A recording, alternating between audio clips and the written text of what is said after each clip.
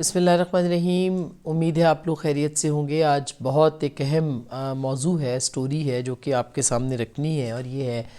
General فیض کے کارنامے کے حوالے سے۔ یہ ٹائٹل میرا نہیں ہے، ابصار عالم صاحب نے کچھ عرصہ پہلے اس پہ کالم بھی لکھا تھا، اور اس کے اوپر جو ہے وہ کافی تفصیلات جو ہیں وہ آج بھی سوشل میڈیا پہ پوسٹ کی تھی۔ لیکن اس سے پہلے آج کا جو یہ سب بات ہو رہی ہے، اس میں سب سے اہم جو مسئلہ تھا وہ سپریم کورٹ کے اندر سامنے آیا، اور فائنلی آج اس کیس کو سنا گیا کئی سالوں کے بعد،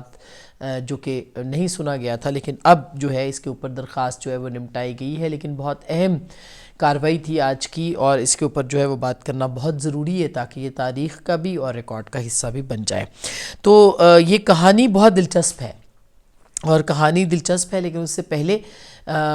اس معاملے کے اندر کون کون شریک ہے وہ بھی آپ دیکھیے۔ یہ ایک اسلام آباد کی ایک ہاؤسنگ سوسائٹی ہے۔ اس سوسائٹی کے جو مالکان ہیں ان کی طرف سے ایک درخواست دی گئی۔ وہ درخواست جو تھی اس میں یہ کہا گیا کہ ان کے اوپر دباؤ ڈالا گیا، ان کے اوپر زبردستی کی گئی، یہاں تک کہ قمر معیز کی جو درخواست تھی اس کے اوپر یہ بھی انہوں نے لکھا ہیومن رائٹ سیل کو، جو کہ سپریم کورٹ کا ہے، کہ ان کے خاندان تک کو جو ہے وہ اغوا کر لیا گیا، اور پھر اتنا پریشر ڈالا گیا کہ وہ جو منصوبہ یہاں پہ ہاؤسنگ سوسائٹی ہے وہ جنرل فیض کے جو بھائی ہیں نجف حمید صاحب ان کے حوالے کر دی جائے، لیکن وہ ڈٹے رہے، اور اس کے بعد پھر بہت سارے جو معاملات ہیں وہ سامنے آئے۔ اس میں انہوں نے آج جو جسٹس صاحب نے کہا اس میں دلچسپ بات یہ کہ انہوں نے کہا کہ اس پہ پہلی درخواست زاہدہ جاوید اسلم کی آئی، جس پر سابق چیف جسٹس ثاقب نثار صاحب نے فری کین کو 6 اور 15 نومبر کو چیمبر میں طلب کیا۔ کیا کوئی چیف جسٹس چیمبر میں کسی درخواست کو اکیلے سن سکتا ہے؟ جسٹس اطہر من اللہ نے کہا کہ ہائی کورٹ کے فیصلے میں کہہ چکے ہیں کہ سپریم کورٹ کے HR سیل کی کوئی حیثیت نہیں ہے، یعنی کہ اس جو معاملہ تھا اس معاملے کے اندر جو درخواست آئی اس کو سنا گیا کہاں پہ؟ چیمبر کے اندر۔ اس وقت کے چیف جسٹس صاحب جو ہیں ثاقب نثار صاحب، انہوں نے سنا، اس کو آج غیر قانونی اور غیر آئینی قرار دیا ہے۔ اچھا، اس سے پہلے کہ میں آپ کے پاس اس موضوع کے اوپر آؤں، میں آپ کو ایک جو لکھا ہے آج ابصار عالم صاحب نے وہ میں آپ کو سنوانا چاہتی ہوں، بلکہ پڑھ کے سنانا چاہتی ہوں۔ اتنی دلچسپ یہ کہانی ہے اور اتنی حیران کن ہے کہ کس طرح سے پاکستان کے اندر طاقت کا استعمال کیا گیا، طاقت کا استعمال کیا گیا، اور یہ کوئی معمولی عہدہ نہیں تھا، یہ DG ISI تھے، یعنی پاکستان کی جو پریمیئر ایجنسی ہے، جو دنیا بھر کی چند ایجنسیوں میں جس کا نام کہا جاتا ہے کہ آتا ہے، یہ ان کے سرکردہ رہنما، ان کے سربراہ تھے، جو کہ اپنے ذاتی بزنسز کے لیے ان کے اوپر جو الزام ہے وہ اپنے ذاتی بزنس کے لیے یہ سارا کام جو ہے وہ کر رہے تھے۔ تو وہ یہ لکھتے ہیں کہ میرے محلے، یہ کہانی پوری جو کچھ قمر معیز کے ساتھ ہوا، قمر معیز کے ساتھ جو کچھ ہوا اور اس کی جو کہانی ہے وہ ابصار عالم صاحب نے اس کے اندر لکھی ہے۔ میرے محلے میں گیس F11 میں 12 مئی 2017 کو نماز فجر سے کچھ دیر پہلے رینجرز کی درجنوں گاڑیاں، ٹرکوں، ایمبولینسز کا کانوائے 101 زائد مشین گنوں کے ساتھ مسلح ہو کر سولجرز کے ساتھ داخل ہوا۔ آپریشن کے طے شدہ پلان کے تحت گاڑیاں F11 کی مختلف گلیوں میں داخل ہوئیں اور ایک مقرر وقت پر 4 گھروں کو گھیرے میں لے لیا گیا۔ آپریشن فیضی رد دہشت گردی کا آغاز F11-4 میں رمیش سنگھ اروڑا کے گھر سے ہوا۔ رمیش سنگھ اروڑا جو ہیں یہ ایک بہت یہ ہمارے ایک بہت بھائیوں کی طرح ہیں، اور کرتارپور کا جتنا بھی سارا معاملہ ہے وہ دیکھتے۔ اس پہ انہوں نے کہا کہ جی یہ 2017 کے اندر یہ ہوا تھا، مگر اس کے اندر اس وقت جو تھی وہ ساری اور الزامات ان کے اوپر لگائے گئے، ان کو پریشرائز کیا گیا، اور چودھری نثار صاحب جو ہے ان کو خط لکھا گیا، لیکن اس کے اوپر ان کی کوئی سنوائی نہیں ہوئی، اور کسی کو ٹچ کرنے کی جو ہے وہ نہیں کی گئی، کوشش نہیں کی گئی کہ کوئی بھی اس معاملے کو جو ہے وہ ٹچ کرے گا۔ اور اس کے اندر انہوں نے لکھا کہ یہ سارے کے سارے جو تھے یہ اس وقت کے جو انٹیلیجنس کے اس وقت وہ DGC تھے، ان کے کہنے کے اوپر یا ان کے کرنے کے اوپر جو ہے یہ سارے معاملات جو ہیں وہ ہو رہے تھے۔ پھر وہ یہ کہتے ہیں کہ بہت سارے لوگ جو ہیں وہ یرغمال بنا چکے ہوئے تھے اور بن چکے ہوئے تھے، اور پھر انہوں نے لکھا کہ چند گلیاں چھوڑ کر ISI کے تقریباً پھلانگ کر داخل ہوئے. بہت سے لوگوں کے گھروں میں ان کا آنا جانا تھا، لیکن اسی گھر کا سیکیورٹی اور انٹیلیجنس کے افسروں اور اہلکاروں نے محاصرہ کیا ہوا تھا. باہر رنگ برنگی جلتی بجھتی لائٹوں والے ڈالے، ٹرک اور ایمبولینسز کھڑی تھی. پورا محلہ جاگ چکا تھا اور پریشان تھا کہ اتنے بڑے دہشت گرد ان کے ہمسائے میں ہیں، ان کو پتہ ہی نہ چلا. اندر تمام گھر والوں کو مین لاؤنج میں جمع کر کے ان کے ہاتھ پاؤں باندھے گئے، اور پھر انہوں نے پوری کہانی بنائی ہے کہ اس دہشت گرد کے گھر میں 75 سالہ سسر سے لے کر 2 سال کے بچیوں سمیت 8 لوگ تھے. سسر ہاؤسنگ سوسائٹی کے مالک اور اس کے 20 سال کے سالے کو ہاتھ پاؤں باندھ کر پہلے گھر میں تشدد کیا گیا، گندی گالیاں دی گئیں، اور پھر سر منہ پر کپڑا چڑھا کر رینجرز کی گاڑیوں میں پھینکا گیا. گھر کا قیمتی سامان، کیش، کرنسی، کاغذات اور لائسنسی اسلحہ ٹرکوں میں ڈالا اور کشمیر ہائی وے پر گولڑا کے قریب ایک کمپلیکس کے تہہ خانے میں شفٹ کر دیا. F11 کے 2 مزید گھروں میں ایسا ہی آپریشن کیا گیا، اور وہاں سے ہاؤسنگ سوسائٹی کے 2 افسران کو بھی بہیمانہ طریقے سے یرغمال بنا کر اسی تہہ خانے میں شفٹ کر دیا گیا. وہاں اگلے کئی دن اور رات تفتیش کی آڑ میں سسر اور ہاؤسنگ سوسائٹی کے مالک اور اس کے 2 ایگزیکٹوز پر 3rd ڈگری کا تشدد ہوتا رہا، اور بجائے دہشت گردی کا پوچھنے کے اس کے ہاؤسنگ سوسائٹی کے کاغذات کے ملکیت کے بارے میں جو ہے وہ پوچھتے رہے. یہ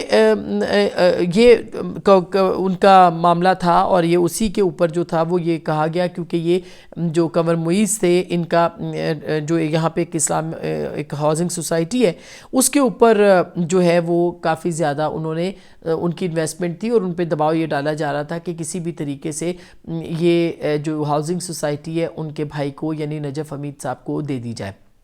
اب یہ اتنی افسوسناک بات ہے کہ، اور یہ بہت سارے واقعات ہیں اس میں تو بلکہ بہت سارے لوگوں نے اس کے اوپر ذکر نہیں کیا، مگر آپ کو یاد ہوگا علی رضا عبدی شہید جو کہ ایک MNA تھے MKM کے، اور وہ قمر معیز کے دوست بھی تھے، اور پھر کچھ عرصے کے بعد ان کو قتل کر دیا گیا، بلکہ ان کو شہید کر دیا گیا ان کے گھر کے باہر. اور انہوں نے بھی اس وقت جو تھے وہ جو ٹویٹس کیے تھے وہ بھی آج بھی تاریخ کا حصہ ہیں. وہ اگر آپ ان کے ٹویٹر اکاؤنٹ پہ جائیں تو آپ کو وہ بھی دستیاب ہوں گے. ان کی والدہ، ان کے بہن بھائی آج تک جو ہے ان کے لیے انصاف کے لیے بات کر رہے ہیں، مگر ان کی کوئی سنوائی نہیں ہے. ہو سکتا ہے یہ کیس اب تو خیر انہوں نے داخلے دفتر کر دیا یا خارجہ دفتر کر دیا، مگر آگے جا کے یہ کیس اگر کھلے تو اس کے اندر وہ بھی بات ہو سکتی ہے. یہ صرف ایک کہانی نہیں ہے، یہ ایک ہاؤسنگ سوسائٹی کا معاملہ نہیں ہے، یہ ایک رمیش سنگھ اروڑا کی بات نہیں ہے. یہ پاکستان کے اندر اختیار کی کہانی ہے، یہ پاکستان کے اندر طاقت کی کہانی ہے، یہ پاکستان کے اندر مقتدر کی کہانی ہے، یہ پاکستان کے اندر جس کی لاٹھی اس کی بھینس کی کہانی ہے. اور یہ سب کچھ جو ہے یہ عمران خان صاحب کے یعنی جو پارٹنر تھے، پارٹنر جنرل فیض جو ان کی حکومت کو بنانے والے تھے جنرل باجوہ کے ساتھ مل کے، یہ ان کی کہانی ہے. اور ابھی تو چیزیں کھلنا شروع ہوئی ہیں، آہستہ آہستہ بہت سی چیزیں اور بھی منظر عام کے اوپر آئیں گی کہ کس طرح سے جو ہے وہ ایک پورا مافیا جو کہ حکومت کا حصہ تھا، جو کہ اقتدار کا حصہ تھا، جو کہ اختیار کا حصہ تھا، اس نے کس طرح سے پاکستان کے پورے معاشرے کو ہاسٹیج کیا. پاکستان کے اندر اتنا انحطاط ہوا، نہ صرف یہ کہ پاکستان کی معیشت گری، پاکستان کی سیاست گری، پاکستان کی صحافت گری، پاکستان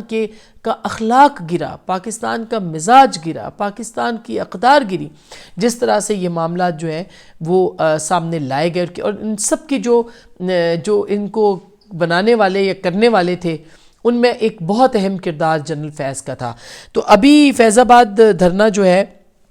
وہ بھی سامنے آئے گا، اور اس معاملے کے اوپر بھی بہت ساری چیزیں جو ہیں وہ آلریڈی چل رہی ہیں. لیکن یہ میں آپ کو بتا دوں کہ جو درخواستیں ان کے خلاف دی گئی تھی، ان درخواستوں کے اندر جو کمیشن کے اندر آج ہیئرنگ بھی ہوئی ہے، اس میں کم از کم اتنا سچ تو سامنے آ گیا کہ جنرل فیض حمید جو تھے، جو کارنامے وہ کر رہے تھے، ان کی حقائق پاکستان کے عوام کو پتہ چلنے شروع ہوئے. مجھے بہت افسوس ہے کہ جب لوگوں کے پاس اختیار آتا ہے تو وہ کس طرح سے اپنا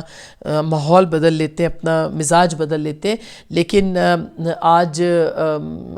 ہو سکتا تھا کہ یہ فوری طور پر جو ہے وہ معاملہ نمٹ جاتا، لیکن یہ نہیں نمٹا. ابھی تو یہ کہانی پہلے سامنے آ چکی ہے، اس کے شاید کردار بھی سامنے آ جائیں گے کہ کس طرح سے عدم اعتماد کی جو تحریک تھی اس کو مینیپولیٹ کرنے کے لیے، اس کو عمران خان صاحب کی فیور میں رکھنے کے لیے، اور اس سے پہلے جو الیکشن تھا گیلانی صاحب کا، اس میں عمران خان صاحب کو بچانے کے لیے یا ان کے سینٹ کے الیکشن کو مینیج کرنے کے لیے، اور اس سے پہلے جو ہے وہ بجٹ پاس کرنے کے لیے کس طرح سے جو اراکین اسمبلی تھے ان کو محبوس رکھا گیا تھا، ان کو اندر رکھا گیا تھا۔ پھر طیبہ گل کا واقعہ جو ہے کہ کس طرح سے عمران خان صاحب نے بھی، اور ان کے ساتھ ظاہر ہے یہ اس وقت یہی ٹولہ تھا جو کہ سب کے سب ساتھ تھا، یہ کس طرح سے انہوں نے ان کے ہیومن رائٹس کو بھی جو ہے وہ وائلیٹ کیا تھا۔ تو پاکستان کی صحافیوں کی کہانیاں تو آتی رہتی ہیں سامنے، ہم نے جس طرح سے بھگتا، جس طرح سے ہمارے گھروں میں پھلانگے، جس طرح سے ہمیں جو ہے وہ ہمیں تھریٹس دی گئیں، جس طرح سے ہمیں ہمارا پیچھا کیا گیا۔ میں کئی بار اپنی بات کر چکی ہوں، لیکن میں بار بار اپنی بات نہیں کرنا چاہتی۔ یہ پاکستان کے صحافیوں کے ساتھ بہت کچھ ہوا ہے، یہ کہانیاں منظر عام پر آئیں گی، کیونکہ ظلم کا دن کوئی ایک جو ہے وہ سیاہ رات کسی ایک دن آتی ہے، ان کا دن لمبا ضرور ہوتا ہے لیکن اختتام بہرحال سیاہ رات پہ ہی ہوتا ہے۔ ظلم اور جبر کی کہانی جو ہے اس کا اختتام کالی سیاہ رات کے اوپر، ان کی کالی سیاہ رات کے اوپر ضرور ہوگا، لیکن وہ پاکستان کے لیے چمکتا ہوا آفتاب ضرور لے کے آئے گی وہ صبح، جو کہ اس کالی رات کے بعد آئے گی۔ تو میرا خیال ہے کہ یہ وہ چیزیں ہیں جو کہ آپ کے سامنے رکھنا ضروری تھی۔ اب تک کے لیے اتنا ہی، اپنا خیال رکھیے گا، اللہ نے کے بعد۔